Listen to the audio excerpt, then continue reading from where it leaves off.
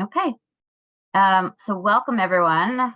For those of you who don't know me, I'm Julie Zuckerman, author of the Book of Jeremiah. And welcome to the February Literary Modiin author event.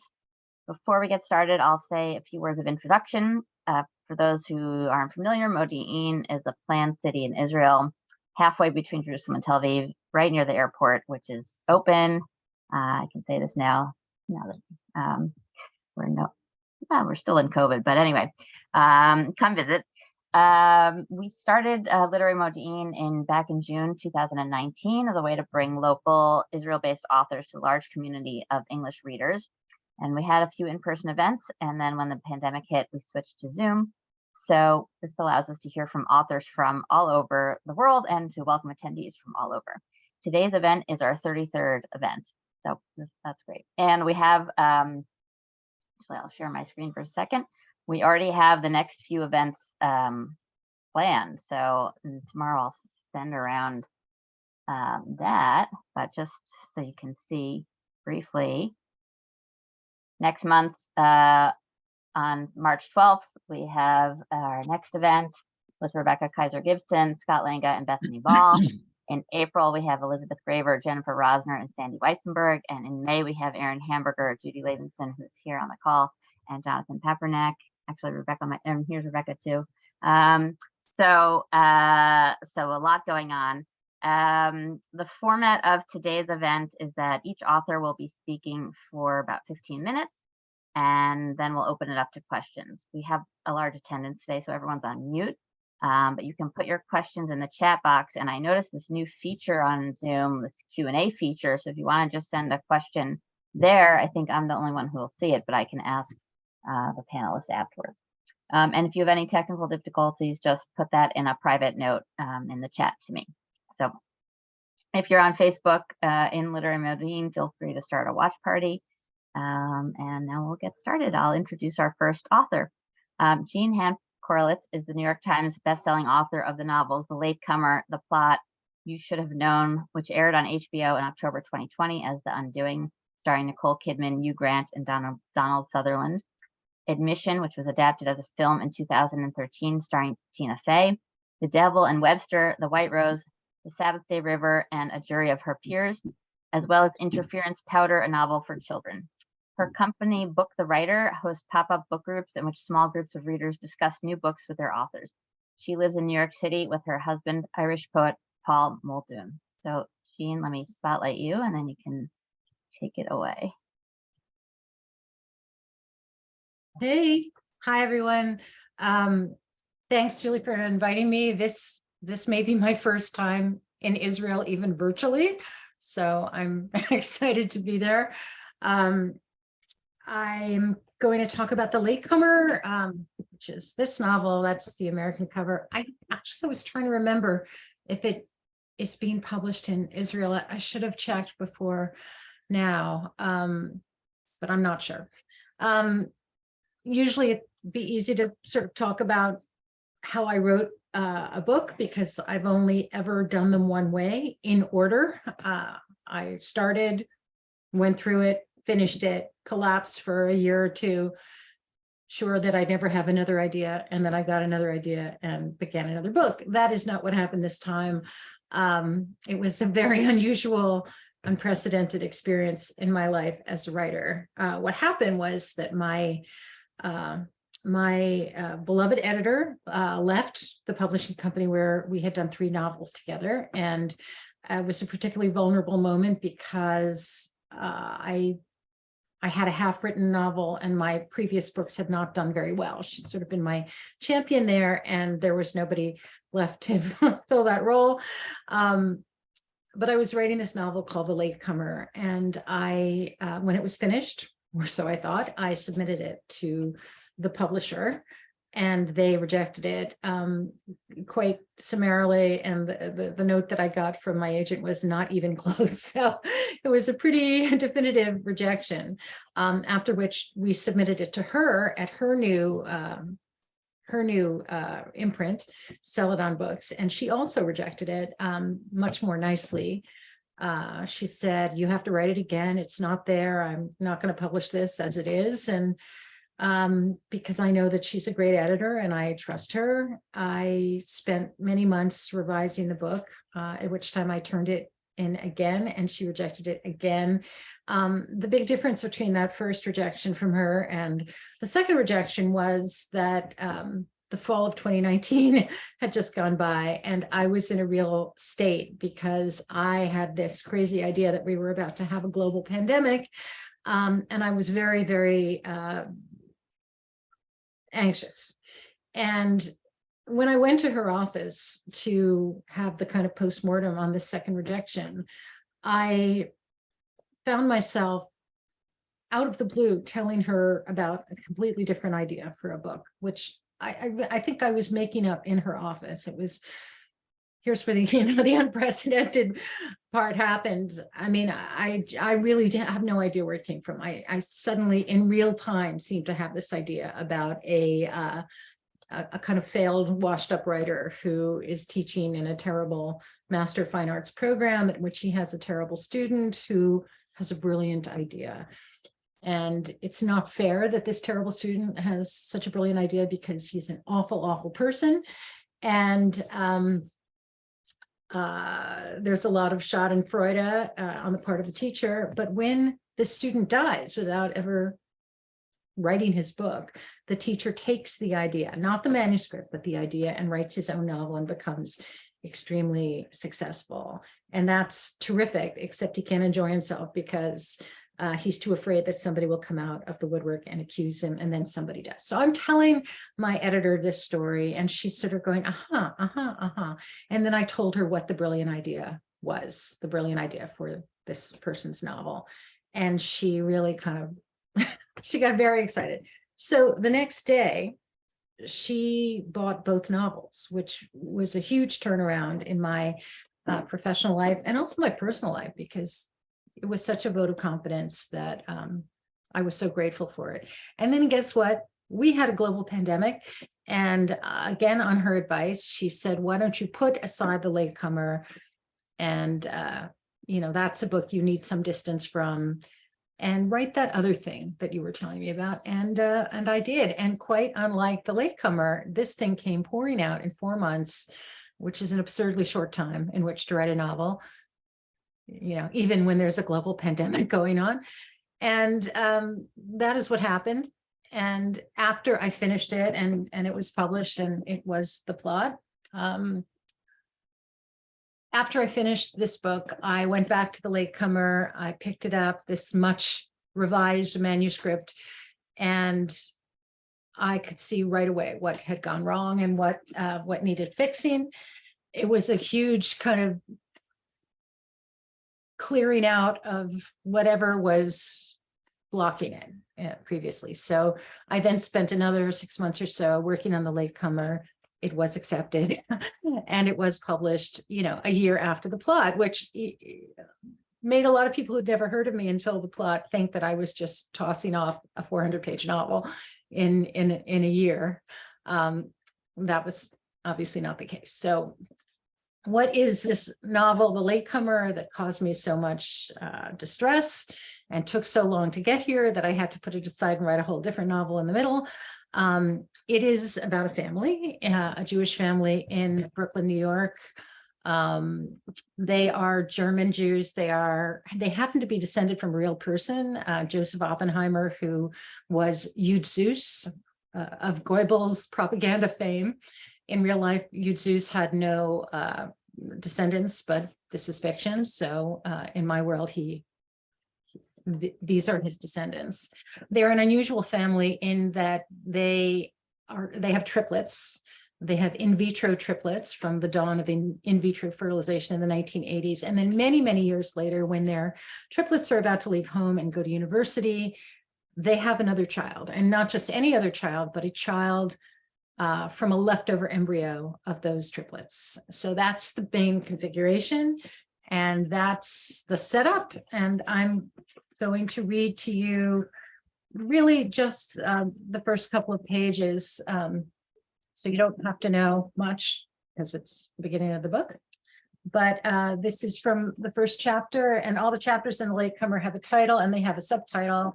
The chapter title of this first chapter is The Horror of It All, and the subtitle is In Which Sallow Oppenheimer Meets a Rock in the Road. Mom had a way of obfuscating when anyone asked how she and our father first met. Mainly, she said it was at a wedding in Oak Bluffs to which she'd been brought as a date by the closeted brother of the groom. And there was her future husband and usher for one of his fraternity brothers. Both factoids were perfectly true, though the broader assertion was utterly false. Our parents had met once before under frankly terrible circumstances, and this is why we all eventually understood how impossible it was for her to be truthful. It's supposed to be a happy question, where did you two meet? With a happy answer, opening out to a lifetime of companionship, consequence, and progeny.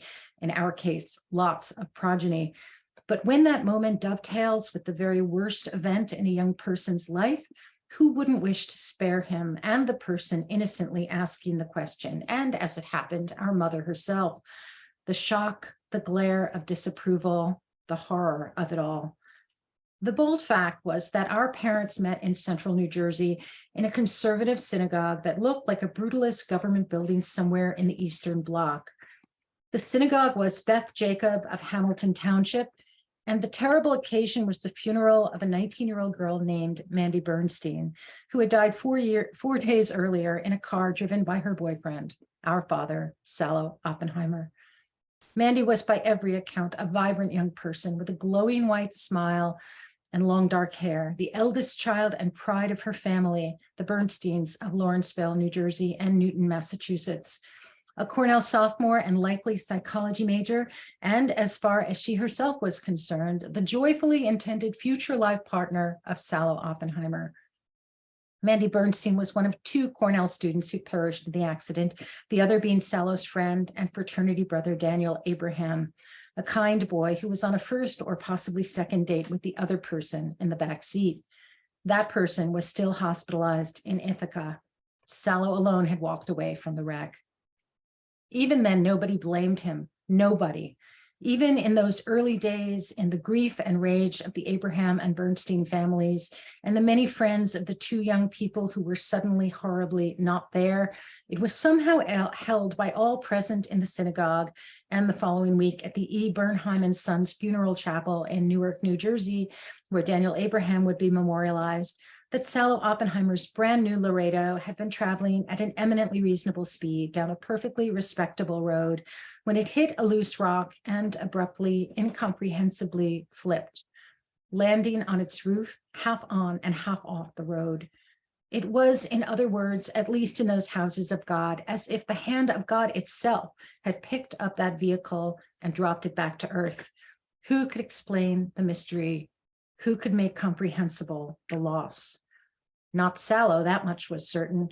He sat in the second row at his girlfriend's funeral service, 4 stitches in his scalp and an ace bandage, not even a cast, on his left wrist, out of his mind with shock and guilt, barely taking in the stream of Mandy's cousins and high school friends and the contingent of Bernsteins who'd made Aliyah a few years earlier, but were now appallingly here in Hamilton Township, weeping and looking at him, but still not blaming him.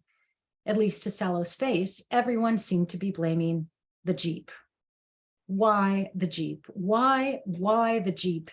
He'd had his choice of cars, and in fact had been on the point of purchasing a sparkling gray 300D from Mercedes-Benz of Manhattan when his grandmother phoned his mother to say that it was a disgrace for any Jew to drive a Mercedes, and was Sallow so removed from his own Jewishness, from the fact and fate of his own martyred ancestor, Joseph Oppenheimer, Goebbels' own Yud Zeus, that he did not understand the company had used concentration camp labor to build armaments and airplane engines.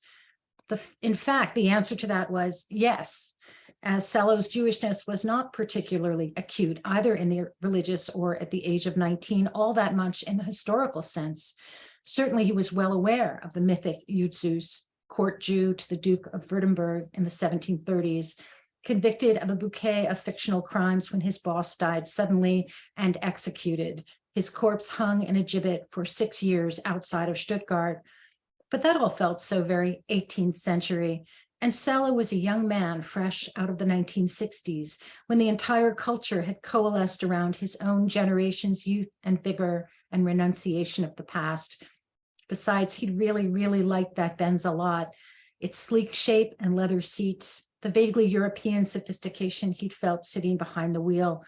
After that phone call, though, it was a moot issue, and some instinct had sent him in the opposite direction, from the Nazi Mercedes-Benz company to that perfectly all-American anti-Semite Henry Ford. Thanks.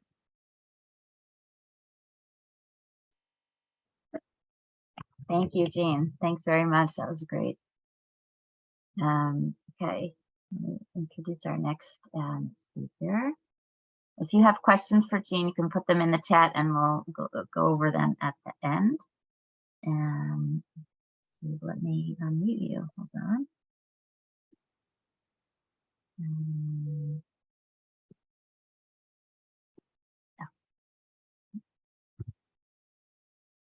Okay, our next author is Steve Stearns. Steve Stearns' fiction, with its deep grounding in Yiddish folklore, has prompted critics such as Cynthia Ozick to hail him as the successor to Isaac Bashevis Singer. He has won 2 Pushcart Prizes, an O. Henry Award, a Pushcart Writer's Choice Award, and a National Jewish Book Award. For 30 years, he has taught at Skidmore College, the majority of those years as writer-in-residence. He has also been a Fulbright lecturer at Bar-Ilan University and the Moss Chair of Creative Writing at the University of Memphis, and lecturer in Jewish Studies for the Prague Summer Seminars. He splits his time between Brooklyn and Ballston Spa, New York, and that is where he is now, Ballston Spa. So Steve, take it away. You have to unmute yourself, though. Okay. Hello. Great. Thanks for having me. I'm going to talk a little bit about my latest novel, which is called The Village Idiot. And I'll reverse the pattern and read you a few pages from it, just to kind of give you the flavor of the book, and then talk about Chaim Soutine, who is the painter who the book is sort of loosely based upon, his life. The cover, in fact, is a portrait of Soutine, but it's not by him. It's not a self-portrait. It's by Amedeo Modigliani, who was as close to a friend as Soutine, I think, ever really had. He was not a friendly man, something of a misanthrope. And I wanted to use a self-portrait on the cover, but Soutine was a man who was full of self-loathing, and his self-portraits are grotesque. In fact, the one that I wanted to use is called The Grotesque. And the publisher said, no, this is going to frighten any potential reader away from it. So let me just read you the opening of the book, and then I'll talk a little bit about the hero. There are many tales, mostly untrue, about the friendship between the artists Chaim Soutine and Amedeo Modigliani. My favorite involves a boat race. This was in 1917, when you could stand in the streets of Paris and feel the muffled percussion of the guns on the Western Front. German Zeppelins were often seen overhead. The black market price of a pack of caporals or a couple of kilos of coal was extortionate. A pot au feu cost 15 sous. At night, the street lamps were dimmed, the avenues empty, the shop windows X'd over with bomb tape. The cafes were closed before curfew and the galleries shuttered. What remittances the impoverished artists may have received from abroad were no longer crossing the border. They ate when they ate thin gruel at fly-by-night canteens. In the face of such general dreariness, the irrepressible Tuscan Modigliani, convinced that he knew just the thing to lift the spirits of the Bohemian quarter, proposed a regatta. The artists would construct their own vessels from scrounged materials, then race them in the Seine between the Pont Louis-Philippe and the Viaduc d'Austerlitz. The winner would receive the prize, a bottle of Chateau Lafite Rothschild filched from the cellar of the Café de Dôme, from the hands of the notorious Kiki, Queen of Montparnasse. I can imagine the scene. Painters and sculptors waiting to compete in their jerry-built boats on an afternoon the poet Max Jacob has declared the most glorious in the history of the world. The sunlight is unfiltered nectar. The soft blowing April wind wears velvet gloves. The Fauves, Vlaminck and Derain, however, are observing with disapproval the reflections of the Beaux-Arts facades on the surface of the river. The prismatic shimmering is too much like an impressionist palette. Moise Kissling and Osip Zadkine, both in uniform, are there on leave from the front. Apollinaire is present as well, invalided with the injury to his outsized head that, along with the Spanish flu, will take his life on Armistice Day. Cyclists have abandoned their velos and booksellers close their stalls along the Quai de Célestin to watch the proceedings. Lovers on the bank disentwine and onlookers crowd the parapets of the Pont Marie. The art dealer Zborowski, wishful as ever, is on the promenade collecting wagers and distributing receipts. The smart money is on Brancusi's hand-carved skull, the flying Romanian. Picasso's contribution is the never sink, the gaily painted Cubist contraption rocking dangerously in its birth, already on the verge of disproving its name. By contrast, the bark of Fernand Léger, on whose person you can still catch a whiff of the gas from Verdun, appears to be relatively seaworthy. So does Diego Rivera's rubber dinghy, dubbed La Cacafuego, despite the heavy freight of its passenger. Sugiharu Fujita's Vixen, a flat-bottomed outrigger powered by a Singer sewing machine, rides the current with a tactical finesse. Maurice Utrillo has borrowed a porous coracle from a child. It founders directly upon launching so that the melancholy painter has to be fished out of the river with a grappling hook. The languid Raoul Dufy has entered a scow with a crenellated tower that will be truncated by the first bridge it passes under. Max Jacob has tarted up his punt to look like an argosy. There's the wallowing raft of the Medusa, haphazardly piloted by the potted Russians Kikoin and Kremain. Modigliani himself is seated imperially in an enamel bathtub, his red cravat floating behind him in the breeze, the tub harnessed to a troika of canvas-back ducks. Utrillo's mama, Suzanne Valadon, ex-acrobat and former mistress of, among others, Toulouse-Lautrec, is wearing a hat like a hanging garden. She puts twin pinkies to the corners of her lips and lets loose the shrill whistle that is the signal for the race to begin. Predictably, Brancusi's skull shoots out ahead of the others, though for a time Fujita's Vixen keeps pace with it. The Russians and Rivera ply their oars for all they're worth, but it's clear from the outset they're no match for the front runners. The sculptor Lipschitz relaxes in the stern of a barnacled fishing dory while his wife shows herself remarkably adept at trimming the sail.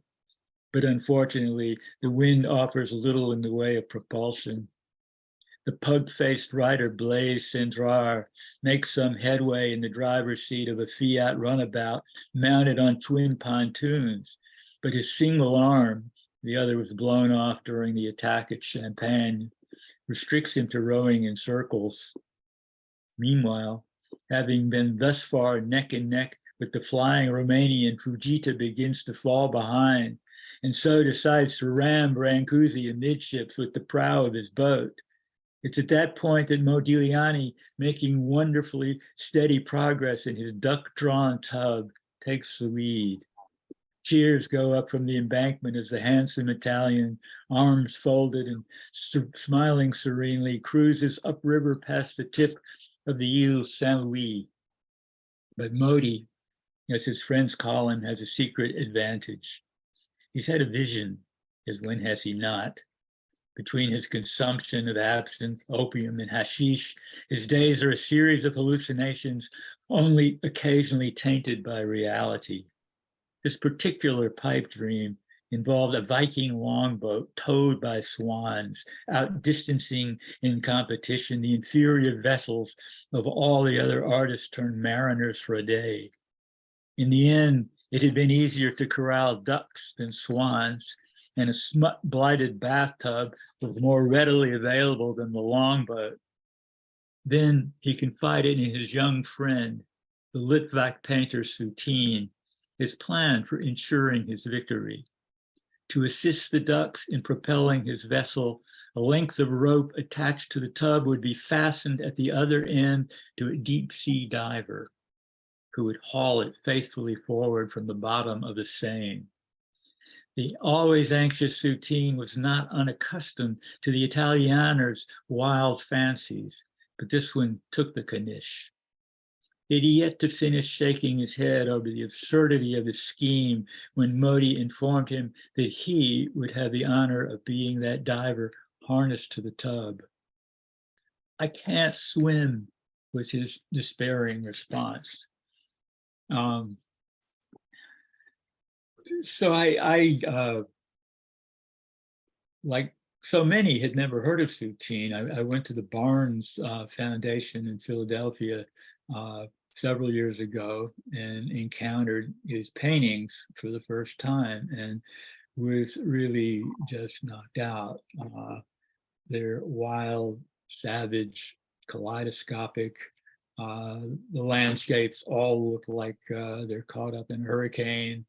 The portraits are often close to caricature and yet manage to convey something of the soul of the subject.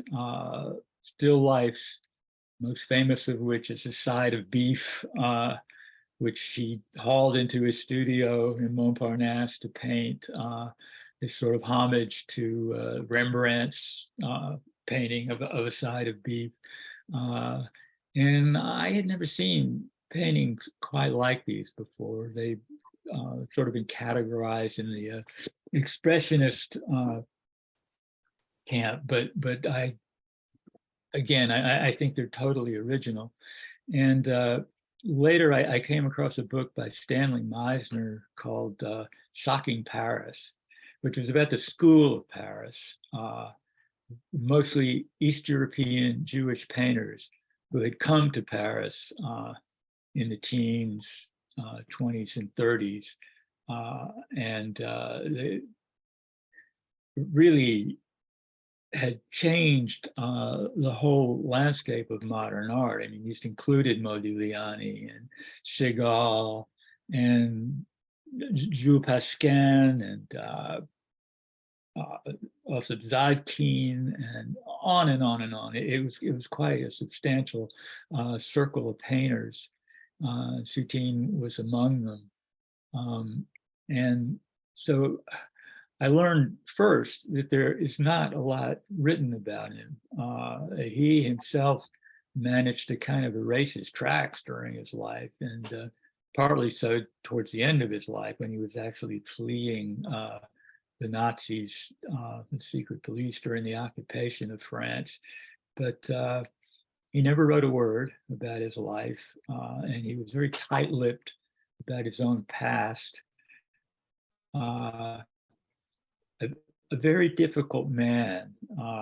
He was slovenly, hydrophobic, so he seldom bathed, full of every kind of phobia, destroyed every friendship he ever had. My kind of guy.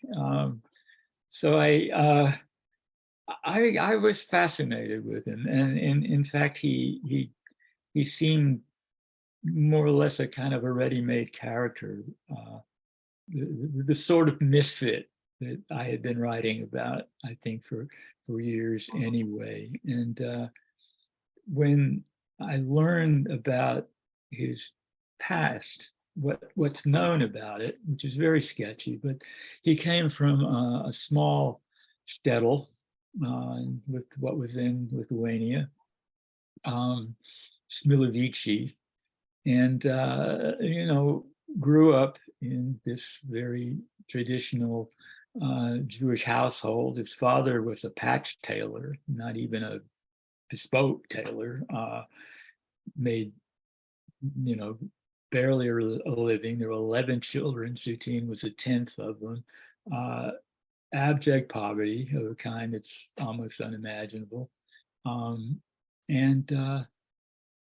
in a world where there was virtually no secular culture whatsoever, certainly no art at all. This is a culture in which drawing, painting would have constituted a kind of imitation of God, a creator, creation of images, and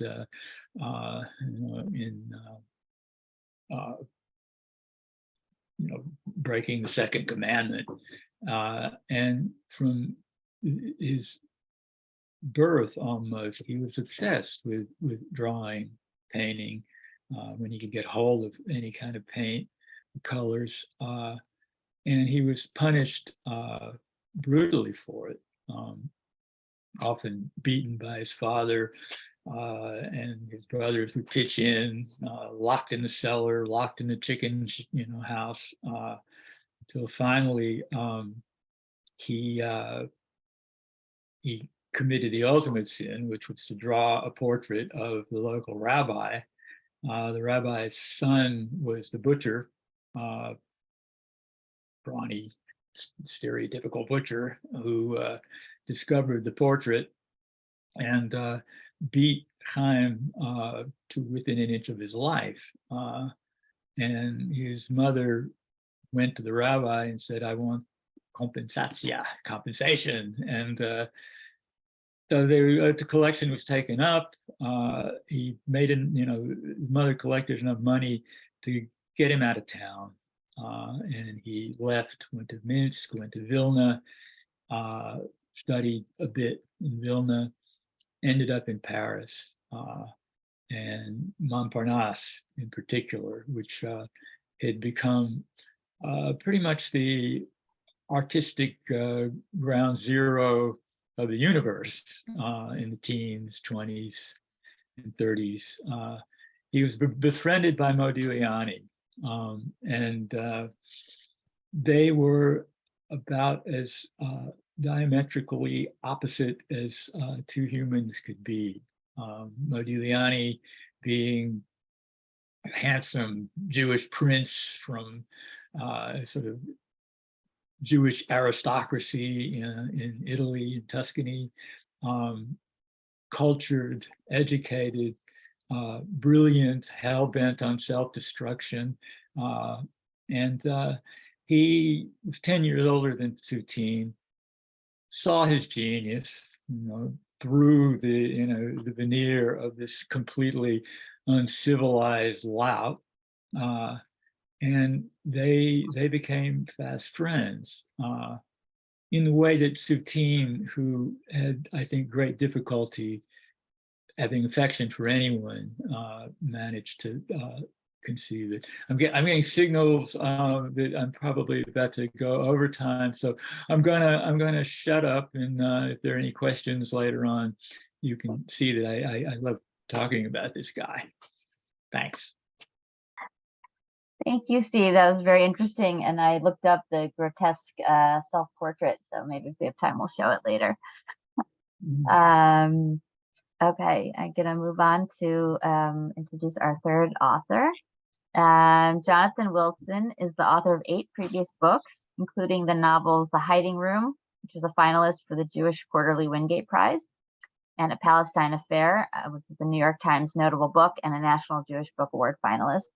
2 short story collections, Shroom and An Ambulance is on the Way, and the soccer memoir Kick and Run. He lives in Newtown, Massachusetts, but right now he is right next to my hometown in Fairfield, Connecticut. So I will ask you where he's awaiting the birth of a grandchild. So hopefully, yep, can you unmute yourself now? Yeah. Yeah. Okay. So welcome, Jonathan, and take it away.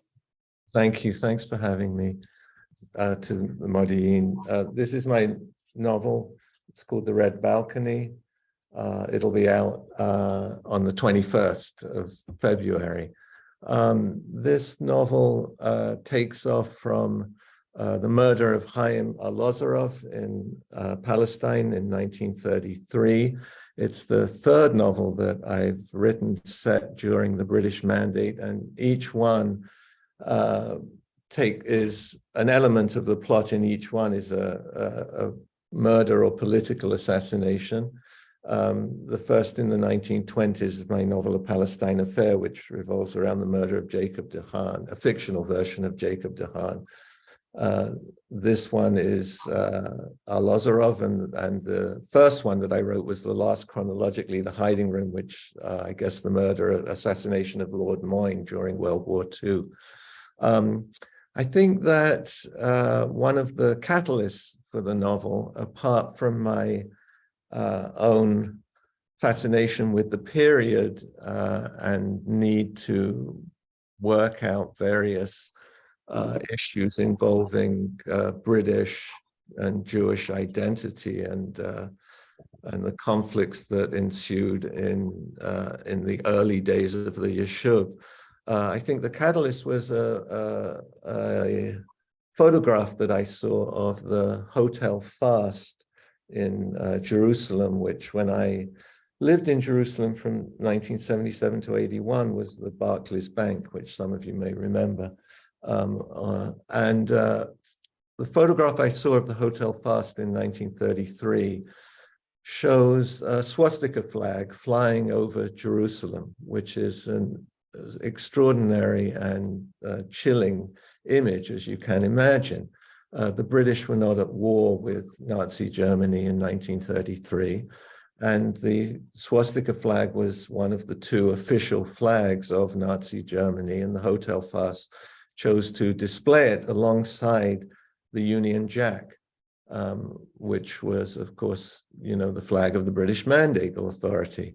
So there you see in Jerusalem a swastika flag, and it triggered something in me, and I began to think about looking at this period and this incredibly schismatic moment, which cemented the murder of Arlosorov, which cemented a sort of chasm in the society of the Yishuv that remains in place to this day. And the 90 years after Arlosorov's murder, it remained unsolved. I did once get into a political conversation with a taxi driver in Tel Aviv a few years ago, and I asked him who he thought murdered Arlosorov, and he said, "It's not a man, it's a street." Which I thought was a wonderful response. Arlosorov Street in Tel Aviv, of course, begins more or less at the site of the murder, which was on the beach in front of where the Hilton Hotel is now, and stretches through the city. Anyway, in my novel, the novel begins with the moment when they put the swastika flag up on the Hotel Fast, and then goes to Arlosorov and the murder. I'm not giving away anything of the plot because we all know what happened to Arlosorov. So the part that I'll read from is the central figure in my novel. One of the two central figures is a young British Jew, Ivor Castle, who has come out to Palestine to assist in the defense of the two Russian Jews who've been accused of the murder. His father's got him this job. And while there, he gets involved with a woman who may or may not have been able to provide a very important alibi, a local Palestinian Jewish woman who's independent spirit and bohemian artist part of a Bohemian artistic community there. So I'm going to read from what is really the third chapter, which takes place in Tel Aviv in August 1933. Ivar Castle emerged from the Esther Cinema into the yellow slant of early evening sunlight and the unremitting late summer heat he had tried to escape inside. He had been in Palestine for 3 weeks, settling in, taking steps to arrange the official residency that would allow him to take part in the Arlozorov murder trial. It was Ivar's father who had secured him the position of assistant to Mr. Phineas Barron, the distinguished King's Counsel who was leading the defense of the 2 Russian Jews accused of the crime. Edwin Castle, who had prudently changed the family name from Schloss 2 years before the outbreak of the Great War, was himself an eminent barrister, and Ivar had followed in his father's footsteps, graduating from Balliol College, Oxford, with his BA in jurisprudence a year ago. So here he was in steamy Tel Aviv, and this was the first working day that he had allowed himself some free time. For 2 weeks, the Esther had advertised only Austrian language films, a trick, or so he'd been told, to get around the local Jewish boycott of German films, or any that featured a known Nazi actor. There were simply too many eager German-speaking paying customers in the city. Now, mercifully, management had succumbed to the box office bonanza promised by King Kong. Beauty had killed the beast, but who wouldn't want to hold Fay Wray in the palm of his hand? Beauty was responsible for all kinds of problems, including Ivar's own. At Oxford, he hadn't been able to resist with Annabel Benton, and she had married someone else, and the same with Andrea Lowenstein and Clara Halstead, each of them stunning in their own way, and each committed inexorably, it seemed, to both reeling him in and casting him out. His evening was open. He wasn't due in Jerusalem until the following afternoon. Once there, he would conduct a preliminary examination of potential witnesses. Tziona Kerem, a woman whom the police had somehow overlooked, or rather noted and dismissed. She had, according to police notes, sat for a lengthy period in the Jerusalem cafe where a waiter believed he might have spotted Stavsky and Rosenblatt, the 2 men accused of Arlozorov's murder, in the hours before they set out for Tel Aviv on the night of the killing. And if it was Barron's clients in the Hasharon, and if the hour was late, then how could the accused have managed the 90-minute drive to Tel Aviv in time to murder Arlozorov on the beach? Barron had spotted Tziona's name in the Jaffa records, where the police, whom he regarded as singularly incompetent, had simply noted that she had been concentrating on something else and remained unaware of the cafe's other patrons. They had left it at that. The waiter, who had so tentatively identified the 2 men, had ended his shift and left the Hasharon before they did. The other denizens of the cafe had also come and gone. The place was crowded, and no one could remember seeing either Stavsky or Rosenblatt. But Tziona had lingered. For Barron, she represented the strong hope of a firm alibi for the accused men, and it was Ivar's job to draw her out. Barron had delegated the vital task of interviewing Tziona to Ivar because it would have been both irregular and unseemly for him to have done it himself. While Ivar talked to the witness, Barron would spend his Tuesday afternoon taking tea in Jerusalem with Miles Elliott, the Solicitor General, and then the following day he'd lunch with the High Commissioner, Sir Douglas Wharton. Ivar had learned that Miss Kerem would be traveling the rest of the week, north to Safat, hence the urgent need for him to assess her capacity to become a linchpin for the defense. Ivar walked now in the direction of the sea and the calling breeze that he craved, but it was a forlorn hope. Experience had already taught him that it was better to succumb, to accept the sweat that drizzled down his back and the permanent presence in his pocket of a handkerchief to wipe his brow, the clammy sensation of his shirt and shorts stuck to his skin. You have dark hair and an olive skin complexion. You won't burn, his mother had told him shortly before he boarded ship in Southampton. But the hottest place she had ever visited was Provence, and she had taken that holiday with his father in balmy May.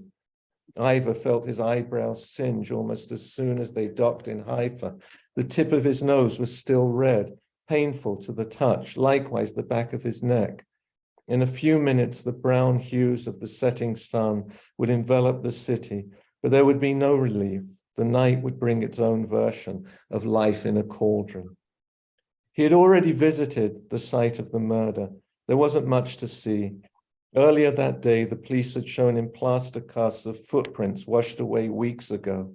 Ivor had earnestly stared at the sand anyway, reviewing the escape routes taken by the killers, at least up to the entrance of an orchard where the trackers had lost them. Now he walked in the opposite direction toward the casino cafe where the presumptive killers, his clients, had supposedly passed and repassed their victim and his wife in the 45 minutes or so before their deadly assault. It was close to the casino that one of the men, according to Mrs. Arlozorov, had stopped to urinate into the sea. Or was he simply using the occasion to expose himself to her, a threat and a warning of what was to come? Ivor arrived at the cafe as the lights came up on all 3 stories.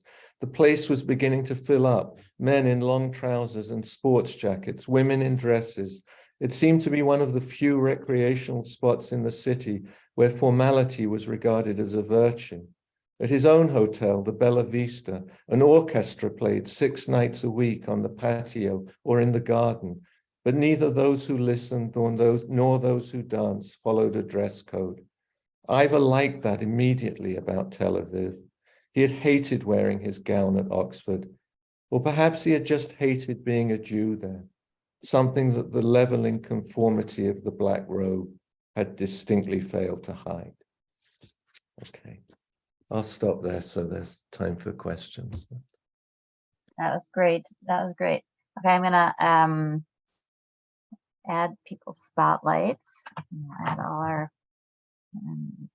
speakers spotlights. Let me, while you guys are thinking of questions to put in, I'll add mine too, to put in the chat or the Q&A. In the meantime, I came across this picture of the Hotel Fast that you were just talking about. That's it. Yeah, that's absolutely the picture. Yeah. I never saw this before. Amazing. It's extraordinary, isn't it? Yeah, yeah. Okay, and while I'm sharing my screen, I might as well go to the self-portrait of Chaim Soutine, the grotesque. This is the one, Steve? Oh wait, I have to ask. Yeah, unmute. You have to unmute yourself.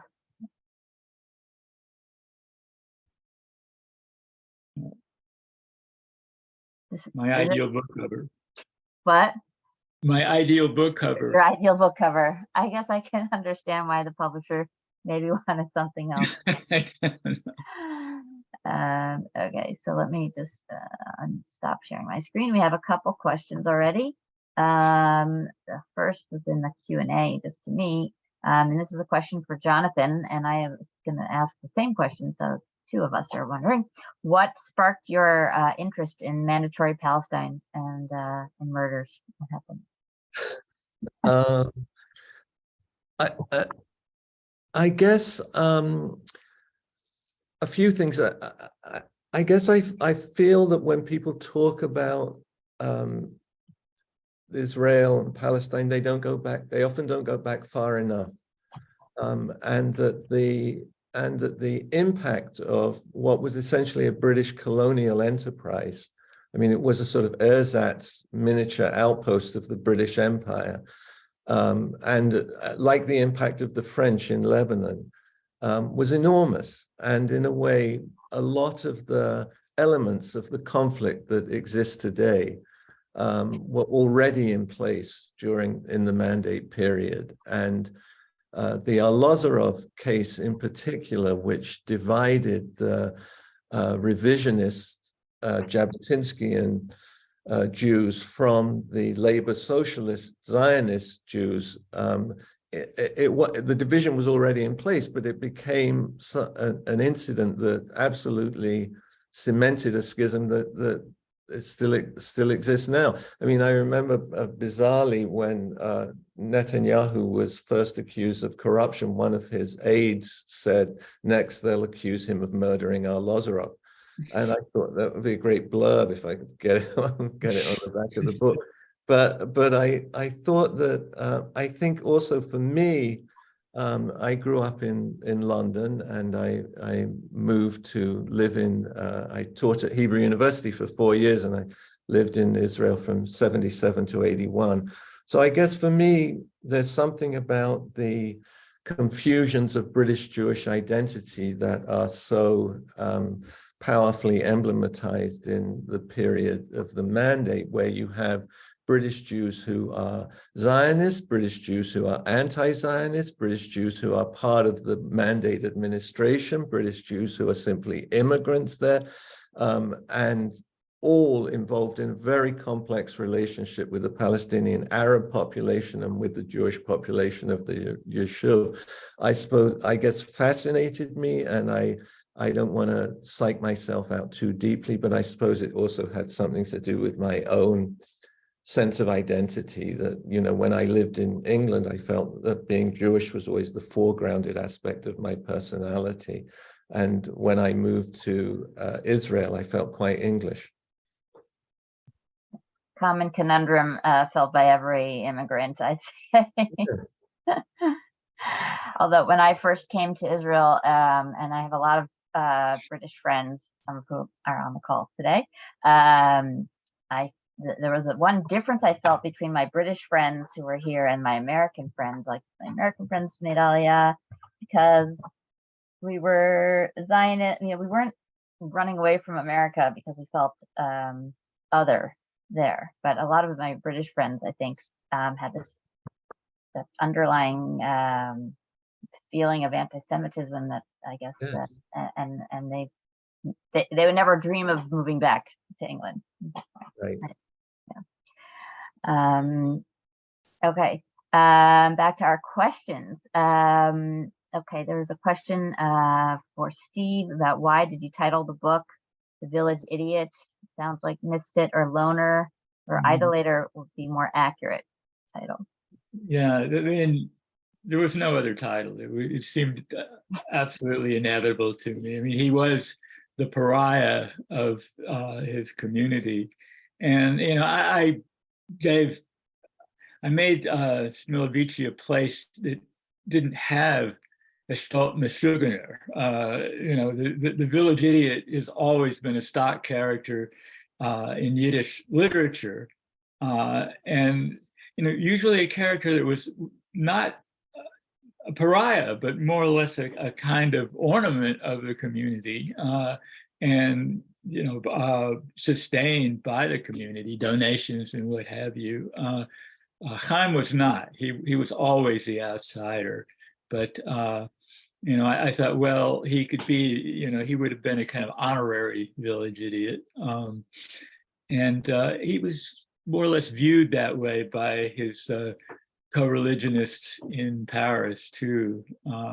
He was virtually inarticulate. You know, he had a persona of really a kind of uncivilized, uncouth character. So there was, and that was something that he more or less cultivated, I think, too, throughout his life. So yeah, naturally, the village idiot. It's great when the title just, you know, comes to, you know, and like you find the perfect title, right? Yeah, yeah. Jean, your title also is I think perfect for the book, The Latecomer. I have a question for you, which is, you know, as you were writing, I mean, I don't want to give anything away if people haven't read it. But did you always have in mind that the latecomer in your book would be the one to kind of bring her siblings together? I sense the question you're trying to ask, but Okay, sorry. I don't want to ask it because you don't want to ruin things for people who haven't read it. I was so caught up in the details. This is a novel with 6 protagonists, which is about 5 more protagonists than I've ever written before. And I was so fixated on making sure that nobody stole the spotlight more than anybody else, and everybody's story was equally interesting. And I think this was why, and this was the problem with the book until I stopped and wrote an entirely different book. I had not really asked myself whose story I was telling. And there was one person's story I was telling, but it was a very kind of gestalt question that I had not found my way to. And it was only when that came glaring up at me from the manuscript that I realized, this is the problem. And especially ironic because the title even then was The Latecomer, which was part of the decision that I made. Okay, so there is, it's not a straightforward thing. There's a big kind of flip in the middle of the book where everything you think you're reading gets challenged, and that was a kind of a little bonus of recognizing that problem and the solution. As far as the title is concerned, it is the only title I ever really had. At one point I was flirting with the title The Last of the Oppenheimers, but I never even got to the point of asking my editor about it. She would have hated it. It did end up as a chapter title, but yeah, The Latecomer. Okay, there's questions about when all of these books are coming out in paperback and if there's reading guides. So that's an easy one. Mine will be out in May or June, I think, and it will have a reading guide. I'm sorry, I'm laughing at this question. What redeeming features are found in The Latecomer? I don't understand. I hope the entire thing is a redeeming feature, but you know what? I think the paperback of mine will be out next fall, if they're still willing to do a paperback. My hardback hasn't come out yet, so I have no idea about the paperback. The hardback will be out in 10 days' time. Okay. 9 days. Yeah, Mazel Tov. It's exciting. Okay.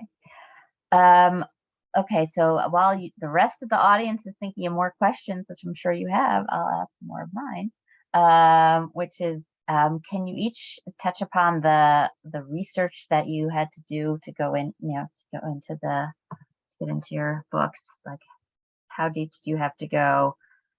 Especially Jonathan and Steve, you have like it's historical fiction, I guess.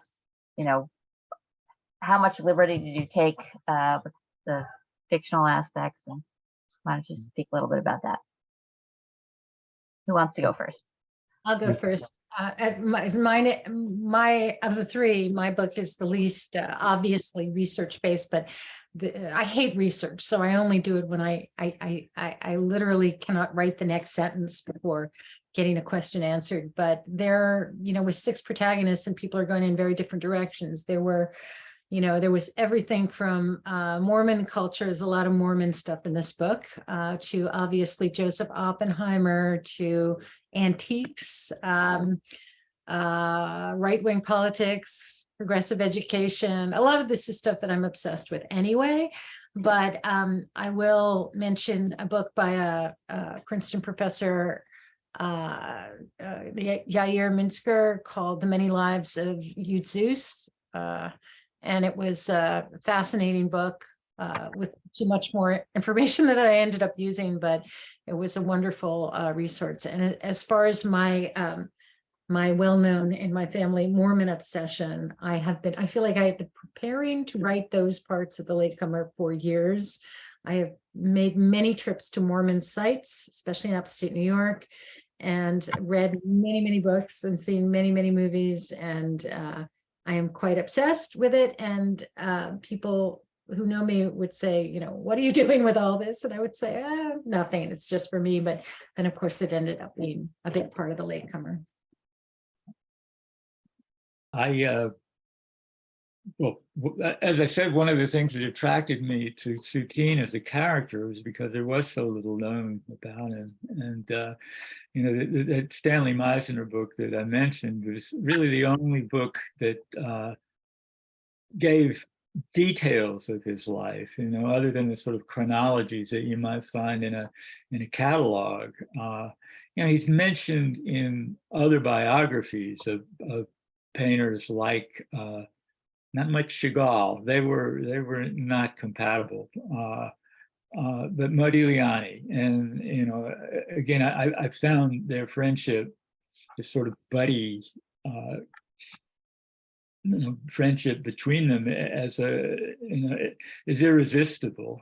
Their exploits, the little that's known of their exploits was intriguing, but it also gave me a kind of launching pad for inventing exploits of, you know, my own. And there was a lot, you know, of latitude and room for make-believe between just the stations of Soutine's life that were known.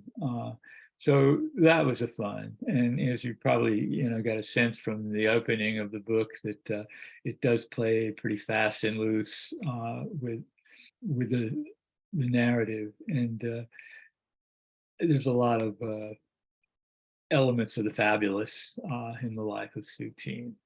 A lot of what he escapes from the shtetl follows him to Paris, and there's a real sort of collision of cultures between, you know, this sort of marvelous bohemian life of cultured Paris and the kind of the folklore of the shtetl that Soutine is part of the baggage that he brings to Paris. Did you have to go to Paris to do any research? That's like my dream. Yeah. Oh, you know, I mean, we've been, you know, we go to France with some regularity because my partner Sabrina inherited a house in the South. And I discovered that the studios that Soutine worked in, one was La Ruche, which was this weird, this sort of octagonal tower that was constructed from buildings that were dismantled from the 1900 exhibition in Paris and built as a sort of artist's phalanstery, and is still in use today. And it was an extraordinary place because, you know, with the exception of maybe Picasso, almost every modern artist of note lived there at the same time. I've even got a list here of Chagall, Sonia Delaunay, Max Jacob, Moishe Kisling, Jacques Lipschitz, Manny Katz, on and on, Jules Pasquin. And they call it the Beehive, La Ruche, because of this incredible just melting pot of energy that the place exuded. All these artists living there at the same time. Apollinaire lived there as well, and Modigliani. And then there was another little atelier in an alley that it was still there, turned into apartments. But Sabrina and I got to go into the courtyard there where Modigliani did his last sculptures. You know, and Soutine and Zadkine and Lipschitz would stand around and watch him while he drank and coughed up his lungs and would hammer out these amazing sort of caryatids. So yeah, there are still, you know, the relics of Soutine in Paris, Montparnasse, wonderful place. Jonathan.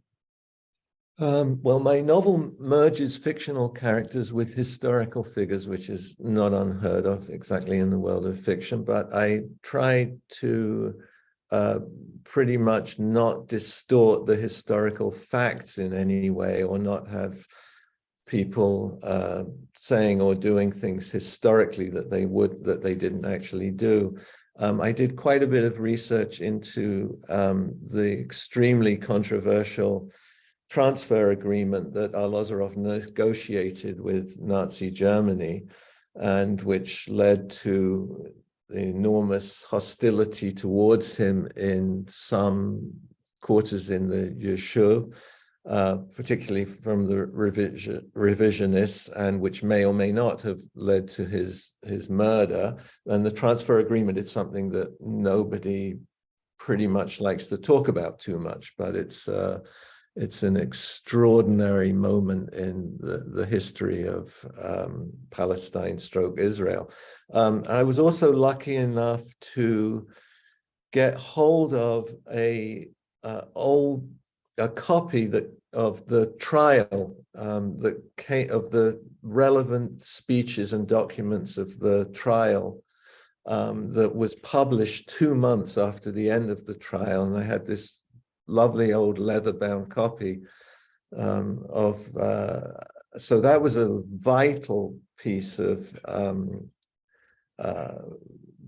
research, book that was incredibly vital and important to me. So yeah, I did quite a bit of research, but as everyone who's a novelist know, you do the research and then you kind of try to forget it to a certain degree. And the best stuff is the memoirs written by people who lived in the period that you're writing about, because you want to know what cigarettes they smoked much more than anything else. Yes, sometimes a whole writing session can be, just research to find that one little detail on the cigarette. Yeah, exactly. What were they smoking in Palestine in 1933? Yeah. Okay, there's some more questions here. Jean, did you base the idea of the late coming child on anyone you know? And why did the couple decide to have a child after their older children grew up? I had a friend who got pregnant as her oldest left for college. It was unexpected pregnancy. No, I did not base it on any real person. And answering the question took 450 pages. So even if I could answer it in this time period, I don't think I would. It's kind of what the book is about. Right. And a question for Steve: why do you think Very and Fry did not think Soutine was valuable enough to save? Good question. As probably most of you know, Very and Fry was an American who had a list of artists, writers, intellectuals who were worth saving from occupied France and Europe in general. And he did. He managed to save a whole cadre of artists. Soutine, it's actually seen in my book where Moise Kissling and Soutine are talking about having not made the cut. There was a Chicago Art Club who had done an exhibit of Soutine work in the States, and they were trying to persuade him to come. And even with the idea of possibly a teaching post, it's impossible to imagine Soutine actually teaching, but he couldn't imagine leaving France, and for mysterious reasons, because he spent the last years of his life fleeing from town to town and just staying like one step ahead of the Gestapo. But yeah, he had become one of the first painters of the Paris school to have a reputation. Dr. Barnes from Philadelphia came in 1923 to Paris and discovered his work and was astonished and bought everything, over 50 paintings, which he took back to Philadelphia. And you can still see a lot of them in the Barnes Foundation now. So yeah, definitely, a flagrant omission on the part of Very and Fry. Okay. I'll just ask my one last question, then we'll wrap it up. We have a lot of writers on the line as well as readers. So what would you give? What is like, if you had to pick one best piece of writing advice to give to all the writers who are on here, what would it be? This is a question for all three of you. I feel like I'm the only one who doesn't teach, so I should go last and, copy from them. But I don't teach. I don't know what I always tell young people, and I don't know how old everybody is, but I always tell young people that time is on our side because nobody cares how old you are when you publish. We're as excited by a first novel by a person in their 80s as we are in their 20s. I'm actually more excited because I don't think any great novels are written by people under 30. I'm open to people disagreeing with me about that. I'm not personally aware of any novels I consider great that are written by people in their 20s. So relax, read more, read bad books, read good books so you can tell the difference, and wait till you're ready. I don't teach anymore. I'm retired now, so I have absolutely nothing to say on aspiring writers, except that if you enjoy heartbreak, isolation, the kind of obsession that will probably destroy every relationship that you've ever tried to conceive, then writing is the life for you. Wow. I'm also not teaching anymore. I also retired, but I used to tell my students, don't bore the reader, by which I meant me. All right. I also just want to say that after I did write a biography of Chagall, so after you read Steve's novel, I'm just giving a plug because I deal with the same thing. Soutine was the anti-Chagall, and they were really sort of enemies in a way, But I love Chagall as well, but out and party. Yeah, much to talk about there. I'm thinking there's a connection also with Jean's book in the latecomer, because Salo is an art collector, right? That's right. Different Totally kind of art. in the research part. Yeah. Yeah. The research. Okay. Okay. Can I just say hello to any of my ex-students who are out there? I saw Gieler's name and Abner is there, and nice of you guys to tune in. Okay, yeah.